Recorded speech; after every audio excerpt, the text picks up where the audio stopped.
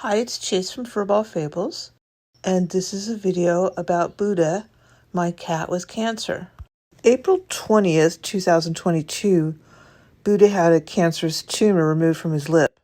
About 6 weeks later, when we saw the oncologist, I was told that the cancer had spread to Buddha's lymph glands.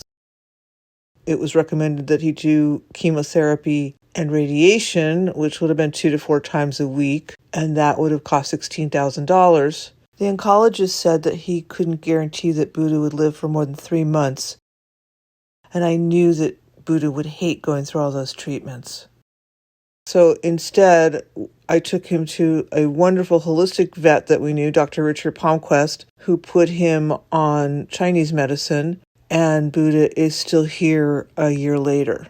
Buddha is currently in hospice care at the Furball house. Just like with humans, hospice care for cats is a treatment plan that's designed to provide supportive care to cats that are in their final stages of life, whether that's from progressive disease, cancer, or old age. To be honest, I have no idea how much time Buddha has left. I thought he was at death's door back in October. Living with a cat who's in hospice care and has cancer is challenging, to say the least.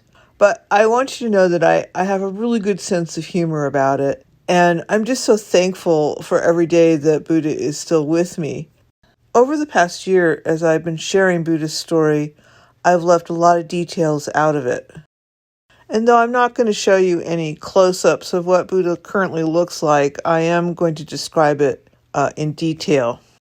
Buddha has a big tumor that goes all the way across the front of his mouth to the side of his mouth and under his chin. And it's very bloody and it's very stinky, which is why Buddha has the new nickname, Stinky. Buddha often splatters blood all over the place, and as one person said to me recently, my house looks like it's a crime scene now. He scratches at the tumor and these scab things fall off it all the time. We call them yuckies.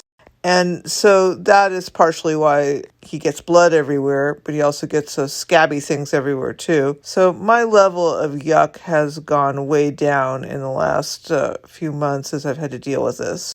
I also would have to say that the other furballs have really been good sports about all of this. They seem to know that Buddha's going through something and they just kind of deal with it. They're very nice to him. Back in October of 2022, Buddha decided to move into our bedroom and really pretty much stayed in there for a few months until almost Christmas time. So he was eating on my bed, and then he had a little cave in there that he would sleep in at night. A few days after Christmas, we went to see Dr. Palmquist, and he gave him an antibiotic shot, and Buddha came out of the bedroom and has pretty much been out and about ever since. So since the beginning of the year, Buddha's had, various spots and places, like all cats, where he liked to sleep and hang out, and he still is eating on my bed pretty much every night, and often sleeping on the bed as well. Sometime after the beginning of the year, Buddha decided to stop using the litter box. And this has been the biggest challenge for me out of everything that I've gone through with him, because the little stinker is peeing on my bed and pooping. I found out that my waterproof mattress pad was not waterproof. The first time he did it, he had been sleeping, so I guess he lost control of his bladder. But as time went on, I saw that he would do it when he was awake, and so I had to come up with some kind of plan to deal with this.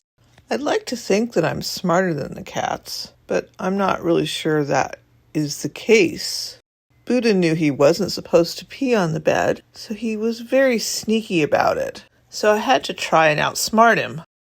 The first thing I did was I bought washable pee pads and covered the bed in washable pee pads. That worked pretty good, except that then I was doing laundry like every 2 seconds. I did a lot of research about how to get that pee smell out of my blankets. Finally, I came up with vinegar and baking soda.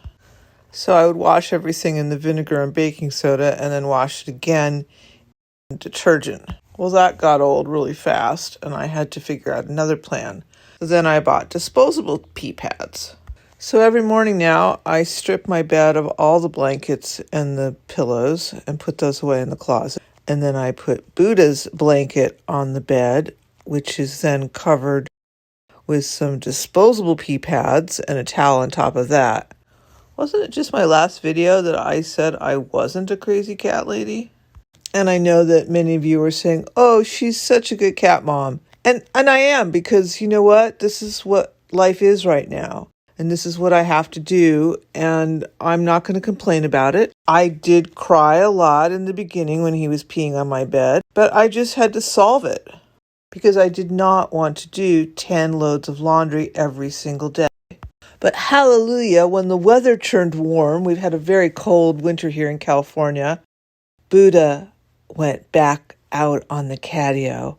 And so now he spends most of his time during the day out on the catio, and I have shut the bedroom door. Yep, no cats allowed. Some days I can outsmart him. When it's time for dinner, I bring him inside from the catio and he'll use the cat box. Now, the great thing about this is that Buddha is so happy. He loves the catio, and the difference in him over the past few weeks as he's been able to spend his day outside just warms my heart. It's so lovely to see. He's really a very different cat since he's had cancer. He's bonded with me in a way that we hadn't been close before. He is very attached to me now. He wants to be in my lap whenever he can. He is very happy and purring whenever he's eating dinner and I'm petting him.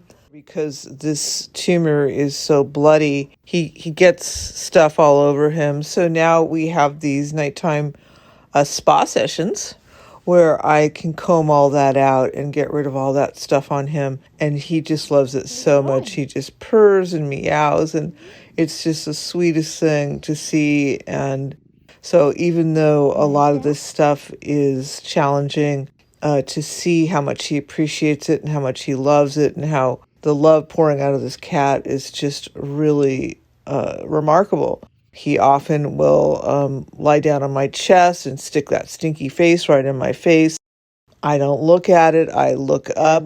He just purrs and purrs and purrs. And it's really the sweetest thing. And the love that I feel from this cat is just so touching.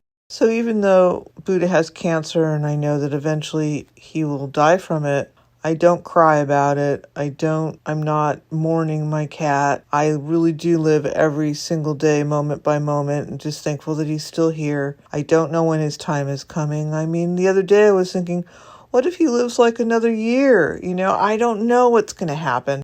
It could be tomorrow. So in the meantime, I'm just going to try to have the best attitude I can. I'm going to have a good sense of humor about it. I deal with each challenge as it comes my way. And I'm just so grateful that I've had all this extra time with him. I wanted to, of course, always thank everybody on Team Buddha for your kind wishes and your prayers and your love and all of your support. It's really been just an amazing journey. I've never gone through anything like this with an animal before. I am learning from it and growing from it every day. So that's it for now. We'll be back. Thank you.